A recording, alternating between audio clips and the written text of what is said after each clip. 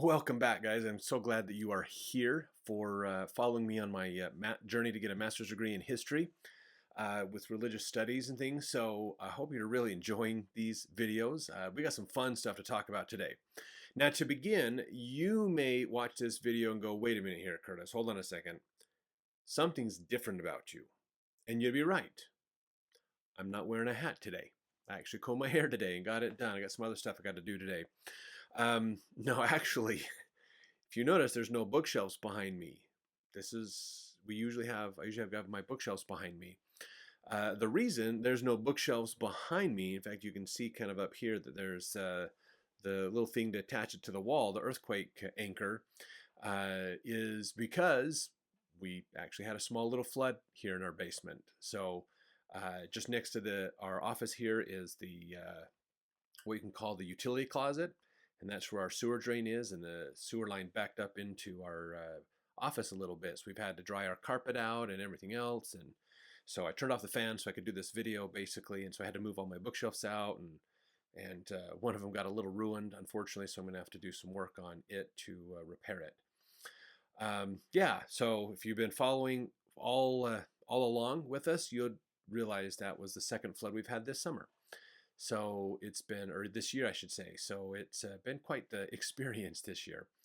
But anyways, we're here and still moving forward. So in my interfaith leadership class this week, we focused more on what does it mean to be an interfaith leader?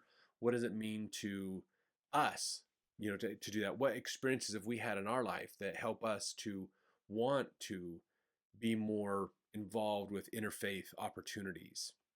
And I'll tell you the experience I've had in my life.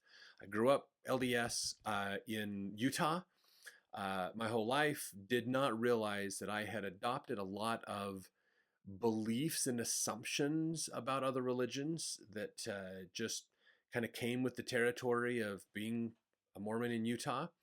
I served my mission, the Arkansas Little Rock mission. And so it was quite the eye opener to go out to Arkansas and Mississippi and Tennessee and see a whole different world, a whole different way of not just living in, being in the South, but religion, where being Mormon was in the minority. It was a huge eye opener for me. It forced me to reevaluate a lot of beliefs and ideas that I had about religion, and it taught me that I need to be more open and willing to understand people with other beliefs and realize that there is good in other religions. Truth is not exclusive. Truth is everywhere and can be found everywhere. Some truths are not found everywhere. Some truths are limited in where you can find them. But there's a lot of truth that's out there. So it's important that we seek to learn the truth no matter where it comes from that's around us. And so that really got me going on this idea of studying and understanding other religions. In a way, you could say that's the genesis of where I'm at today with this class, getting a degree in religious studies. That started with my mission and learning other religions, going to other churches, meeting with people, talking about different ideas.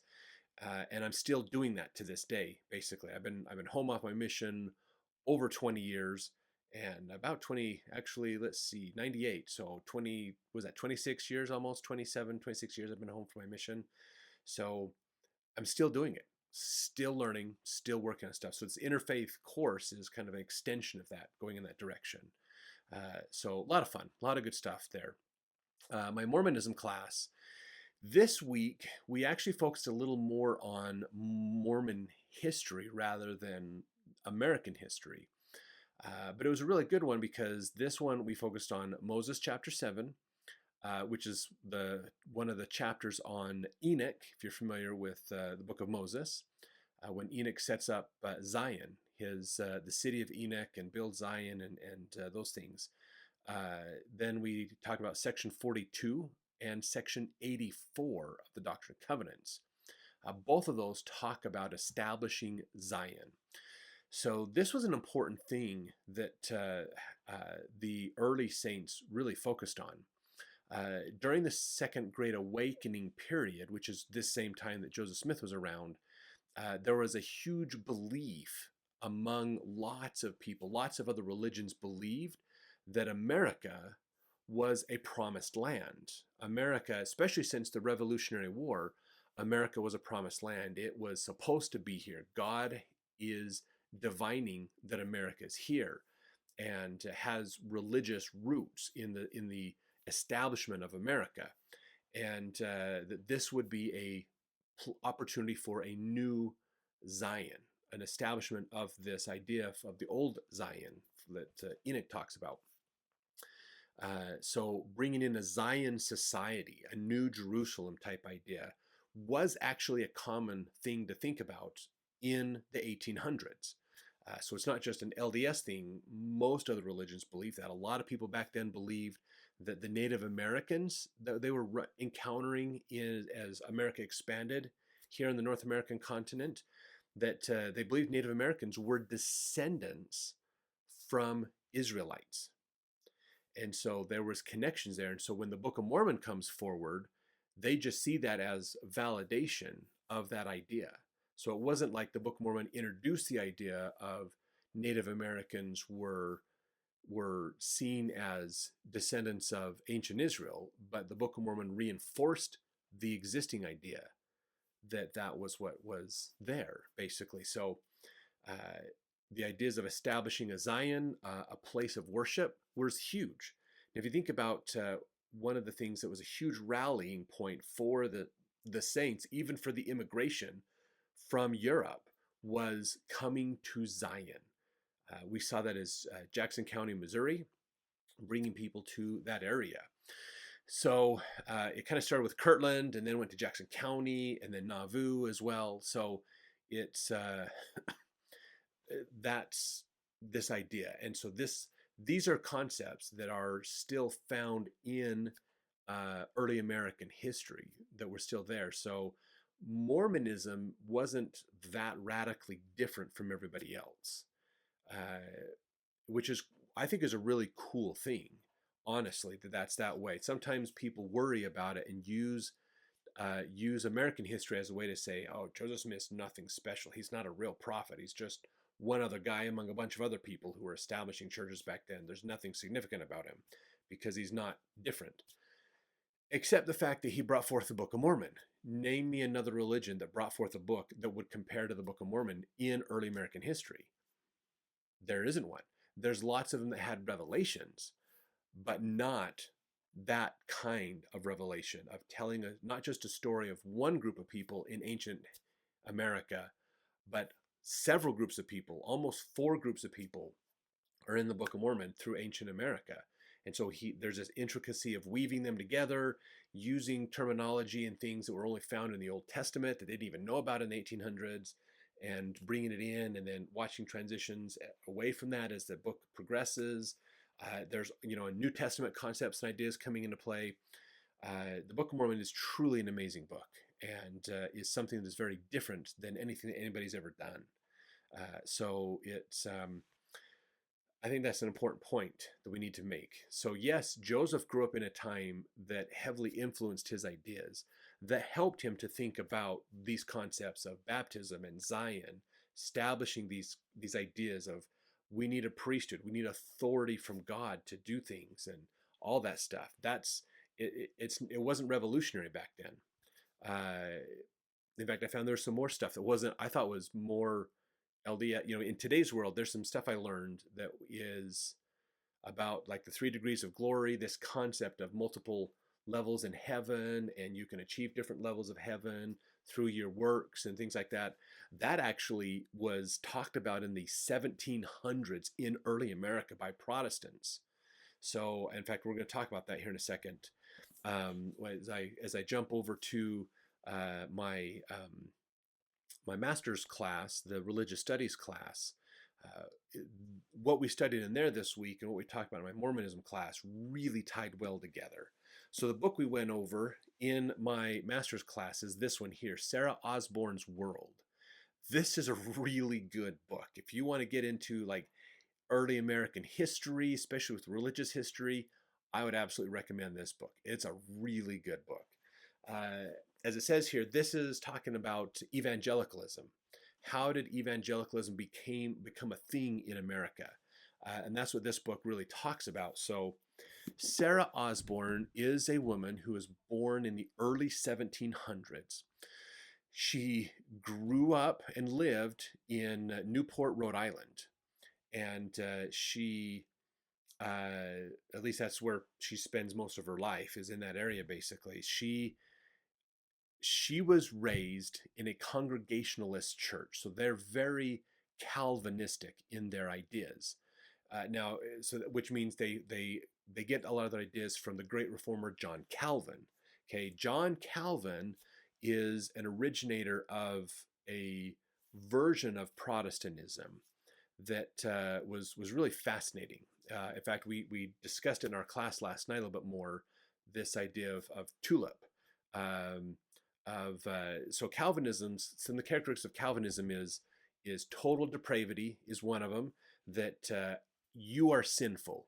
There's nothing good about you. That everything is sinful. The world is evil. The world is bad. You have no hope without God in your life. Basically, the only things that are good are God, and nothing in this life is good. You're not even good.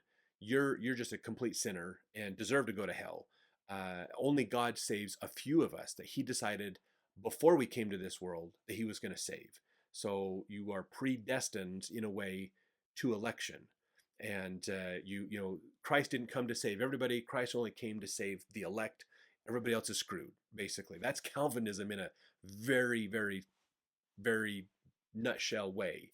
That was kind of John Calvin's philosophy and ideas. And so the Puritans picked up on this, and they brought Calvinism with them to America as they sailed over to form their societies here, which is kind of interesting. Puritanism is an interesting one because they were seen as so different in England and in Europe, and the Catholic Church was so established that they're like, there's no way we have a chance of really reforming Europe into a Zionistic type society because the Catholic Church is too entrenched.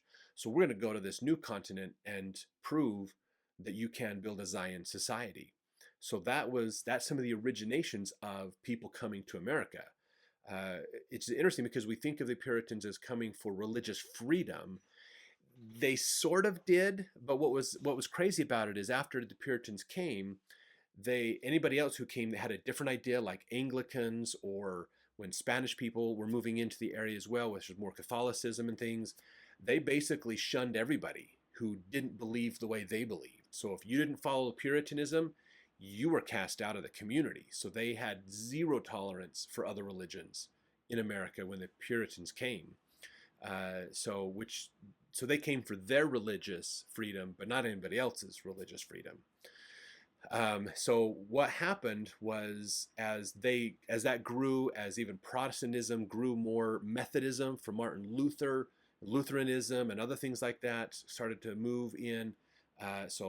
Methodism became extremely popular into the 1800s, and so forth. But as all this happened, so Sarah comes from this tradition of Calvinism.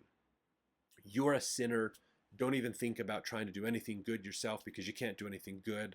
And even loving your children too much could be idolatry. That's kind of how far it went. So oftentimes they would make sure they didn't love their children too much. They would discipline them and send them off to intern with other people or go to schools in other places, or they wouldn't treat their kids too well because they're afraid that it would be idolatry. They'd put their kids above God. Same with friends. They had lots of friends, but you didn't treat them too good in case that made your friends become more important than God. So really interesting ideas. I mean, in today, we'd be like, what the heck? Calvinism is crazy. That's just stupid. We would never do that today. But that was like a major philosophy back then. So anyways, she starts her life in a Calvinistic society in these Congregationalist churches. She does kind of talk about that in a way. After reading this book, you would probably say that Sarah's parents emotionally and physically abused her because of just this Calvinistic idea of total depravity. You can't do anything good, Um, it's just wild. It's a whole different world than what we would have thought of today. But what's interesting is as Sarah grows up in this community, in this society, not only does Protestantism move like Lutherans and Methodists and Baptists and other groups started to go, but 1700s are marked by a period called the Enlightenment period. So starting with the revolution, not revolution, um, sorry, the Reformation, getting my R terms mixed up here, the idea of changing how we think of religion was huge. So in the Enlightenment period, people started to think, you know what? Um, this is, we need to like start to separate out, can we live religion without it controlling our government? Can the government, can we live a life that has good principles and ideas that's not tied to religion? So this is the rise of secularism. Enlightenment gives a little bit of credence to people like Thomas Jefferson. Thomas Jefferson believed in God, but he didn't believe Jesus Christ was God or was resurrected. In fact, like we've talked about earlier in that book, American Scriptures, Thomas Jefferson made his own version of the New Testament. He took all the miracles out. He took all the stuff about resurrection and atonement and things out and just made a book of Christ being this kid that grows up, that's really smart, learns a lot of stuff, teaches great principles, and then people hate him and he dies. That's kind of the Thomas Jefferson Bible. So this is the idea of this enlightenment of teaching moral values so unhooking moral values from religion, basically. Can I be a good person even though I don't believe in a God or a specific religion? So enlightenment started to move in this direction, and with the advent of the market forces, the economy with the colonies, early American colonies was awesome. They had so much land, they had so much opportunity that it was booming over here, which was part of the problem setting up the stage for the Revolutionary War with England because of the great expansion of economy here. Because we were still considered part of the British Empire at the time with the colonies and things. Here in America, our economy here was affecting the economy in England. The problem is because of the growth we're having here, the money is being moved there's more and more money, more and more commerce happening here. And so which means less and less money in England as far as the coins, because the coins back then were the actual value. It wasn't a monetary value like we have today, where the money itself is just a fake thing. The coins had intrinsic value. They were gold and silver and those things. So gold and silver is moving from the economy in England to America, which is making England suffer recession because their side of the economy is not keeping up with the American side of the economy. So they'd have to basically mine more gold and silver and make more money to keep their economy running. But that means more and more money in the British economy over time, which means inflation and other problems. And so America was disrupting England's economy a lot. And that was part of the problems that we had that set up issues with England, basically. So England wouldn't print more money. So the American colonies said, well, we're going to print our own. This is where they took the idea that Adam Smith did with this idea of floating currencies. And so they started to do this concept as well, put floating currencies in place. And so each colony was allowed to print their own money, make up their own currency and make it. Some were printing a lot and they'd have big booms and busts. Others were moderately printing. They weren't growing fast, but they were steady at their growth. So all kinds of stuff is happening. And the problem is that money started making it to England, and England didn't recognize it and said, you can't pay your taxes to us in this. You have to use British pound. So it caused a depression in America, which shut down the economies here, people struggled here as well. So lots of challenges and things that were going on at this time. During Sarah's life, all this is happening. Basically, she grows up, she gets married. Her first husband dies at sea. He was on a boat and worked on a boat, and she later gets married. She had one son basically, and she later remarries another guy that had a couple of sons as well, and goes through this life. What's fascinating in this book is we get to see through her life experiences as she's trying to find salvation. So the a common philosophy of salvation back then was you had to do it yourself. It was personal experience. Okay, the Catholic Church was more focused on if you want salvation, you have to go through all these seven sacraments that the church has to gain salvation. If you don't have these done, you don't get salvation. So the sacraments were the way to get to salvation through the Catholic Church. So Protestantism, with this Reformation ideas, said, no, you should be able to read the Bible yourself. You should know for yourself your own salvation. Work it out on your own. So how do you know when you're saved? And this was the common thing that was happening. And so as Protestantism, where it was moving away from Calvinism and being influenced by another man with the last name of Arian, Arianism was this other trend that started to come forward. And when in today's world, when we think of Arianism, we think of white supremacist, neo-Nazi type ideas, and that's not correct. This Arianism in the 1700s was a gentleman who his religious philosophies were a lot more about individual efforts and seeking to find God yourself. And so Protestantism's beliefs started to evolve and move away from Calvinism and towards Arianism, as Enlightenment was also influencing with more freedoms, freedom to choose. You could go to the market and buy whatever you wanted. You had freedom to do things. You could control your future. Those were American ideas as America was expanding and growing, and it influenced religion to say, I should have control over my salvation. I can't enact my own salvation. That still requires the grace of Christ, but I can make the choice if I want to be saved or not. And so that's these conglomerations of these ideas come together through the 1700s.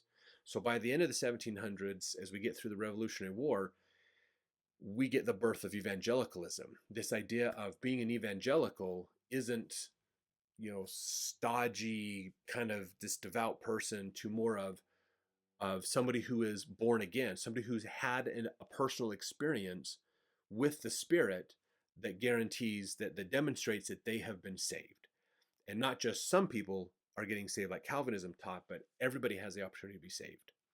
So this evolution, and it's fascinating to watch through her life how evangelicalism changes. So they started with more Calvinistic Puritan ideas, it became way more liberal, from their perspective at least, into what we would call more closely of evangelicalism today, with like the idea of being born again. So the 1700s, this concept of being born again became a real big thing, basically, and became part of evangelical movements. And so that's what this book is about. It's a fascinating book to read about how that changes over time, those philosophies that shift and adjust. Absolutely fascinating things to look at. Slavery it was kind of so women's issues, because it's Sarah, she's a woman, she's growing up in a time where only men could go to ecclesiastical schools to get degrees to be preachers.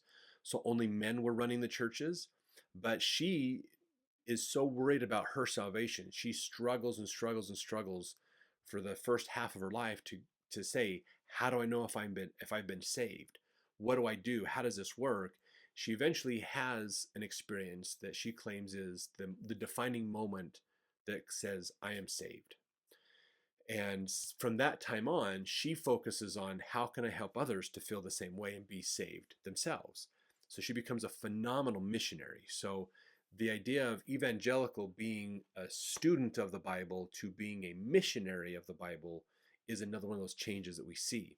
And as these trends happen, we see, again, this evolution of philosophy away from Calvinism, more with Arianism, more of these ideas of I am in control of my salvation and I need to work it out with God myself, basically. So a lot of fun. Women's issues are there because she becomes a powerhouse. She has no authority officially to be a priest. She can't preach in church. Like even back then, women weren't allowed to write books. They couldn't put their name on things. They couldn't speak publicly. They weren't allowed to necessarily pray in front of other men. In front of men, if they were in a room with men, men did the praying. Women didn't do any of the praying. Women could pray among women, but not among men. And so it was a very different world than what we have today. But she emerges as this missionary that even the preachers in her area recognize. I'm the preacher, but I do not contradict what Sarah's doing because the people would hate me for it. So she had a lot of social capital. If you remember that idea from last week, we talked about that in my interfaith class.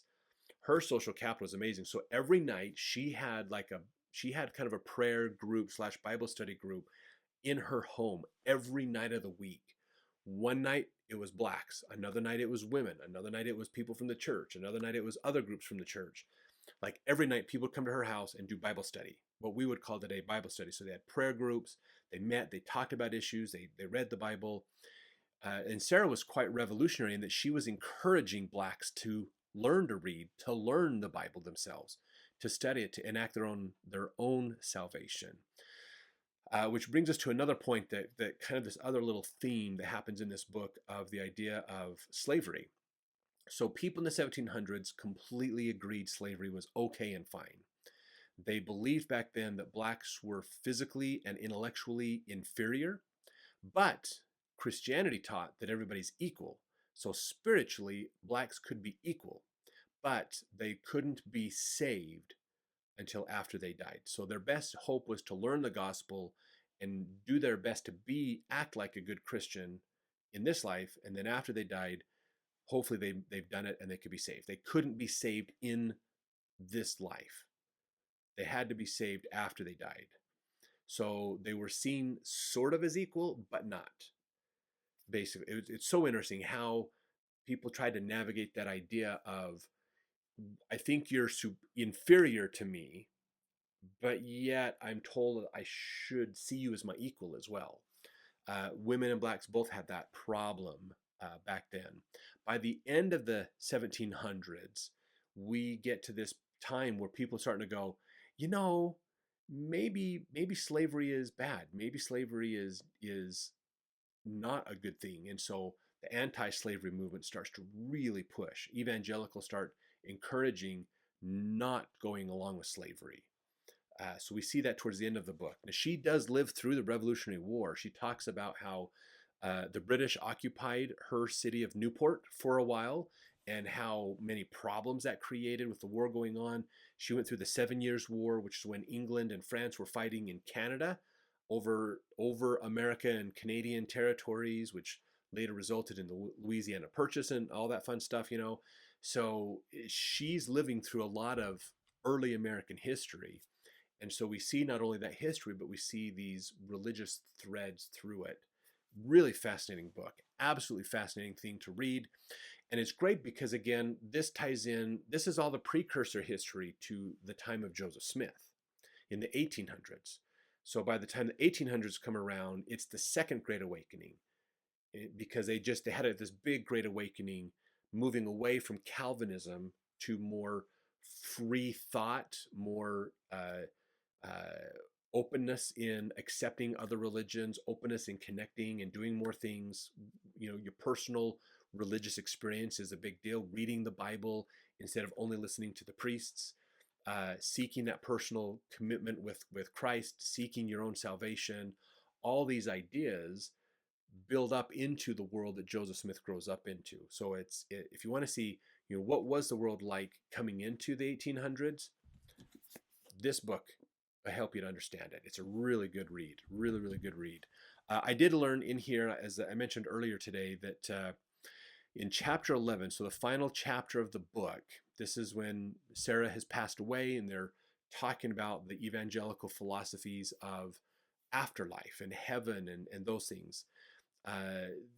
The Catherine Breckus, the author of this book, talks about how there were evangelical teachers at the time that were encouraging people to believe in heaven with multiple levels. you know, the grace of Christ got you to heaven, but there's different levels of heaven.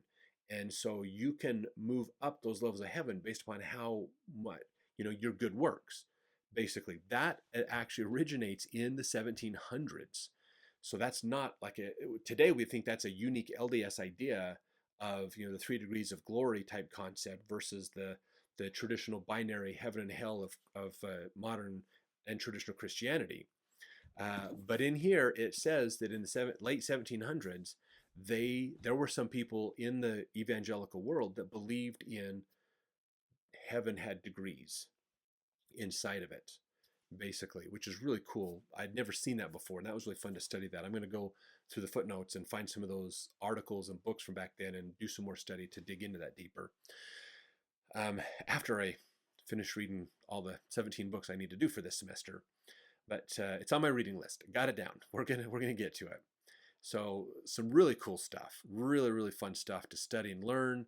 I hope you've enjoyed this video. You've learned some great things about American religious history and even early Mormonism as well, and the importance of interfaith studies. This is, if you are LDS, I want to tell you something that's brand new in the church. So if you are LDS, look for in your stake and ward, there are coming new callings called a stake communications director and a ward communications director. These are people that are going to help with interfaith relationships. So these are people that your job, if you get that calling, your job is to talk to nonprofits in your community, talk to other churches in your community, establish connections with them, and then find ways to get the LDS communities and these other communities to come together for common causes. It's probably going to be pretty rocky to get started and get going, especially here in Utah. I think it's going to have some interesting resistance to it. I think it's going to be a big boon, and it's an opportunity, especially outside of Utah, for a lot of growth and a lot of success and opportunity. So it definitely pushes some of the philosophies, ideas, and traditions of Utah Mormonism that a lot of people talk about. So it'll take some time in Utah to take off, but I think outside of Utah, interfaith is going to be an awesome opportunity. So look for that to come and help those people out. There's some great opportunities here that are going to change how we think about what it means to be religious. That's coming. It's some great things that are going to help us in the future. So look for those. If you have questions, put it in the comments. I look forward to answering any questions you have about these things. Go out and get this book if you'd like to. It was absolutely fun to read. Really good book to read. It's about 350 pages long. It's really accessible. Catherine Breckis does a great job of putting this book in a way. It's not like super dense information. It's a story of this woman. It's going through this woman's journals and then using her experience to understand the greater religious world of the 1700s. But because of where she grew up, early 1700s through the whole century and died the end of the 1700s, she lives through some amazing changes in religion in America. So a fun read. So get that book. It's a really good one. And yeah, well, let's end for today, and we'll see you next week for our next update.